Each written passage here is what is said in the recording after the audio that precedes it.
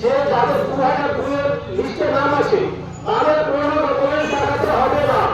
কিন্তু নির্বাচন কমিশনের কাছে প্রশ্ন, আমাদের বিডিও সাহেবের মাধ্যমে একজন বৃদ্ধ ভোটার যার 1941 সালে জন্ম, 62 সালে যে ভোট আছে তখন তো একজন প্রতিটা ভোটে ভোট দিয়েছে, অথচ তার মধ্যে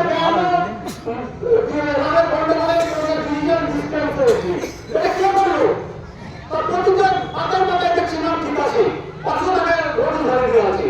আরেকজন ভোটারের কথা বলছি আমি, তার ওপেন হার্ট সার্জারি করা আছে, যে কোনো সময় সে মারা যেতে পারে, তার নামে নোটস দিয়েছে। এটা পুরো তাইকে তার তো যাদের বয়স 80 বছরের উপর তাদের তো বলা আছে বাড়িতে গিয়ে ভেরিফিকেশন করে আসবে। কিন্তু আমাদের এখন পর্যন্ত বাড়িতে যাওয়ার কোনো কথা হয়তো নির্দেশ দিয়েছেন অঞ্চল অফিসে গিয়ে করতে পারে। কিন্তু আমরা এইসব দাবি নিয়ে এসেছি আমাদের বিডিও সাহেবের কাছে আরো যে আপনারা তো দিতে পারেন যার বয়স থাকবে। আচ্ছা, আমাদের ভারতবর্ষে কি কোনো সংবিধানে লেখা আছে যে 5 জন 6 জনের বেশি সন্তান নেওয়া যাবে না?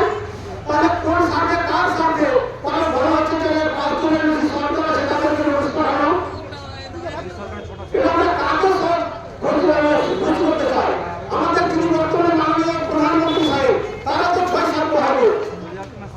তাহলে আমাদের গুণীজন যারা আমাদের বিশ্বকবি রবীন্দ্রনাথ ঠাকুর তারা কয় ভাই বোন?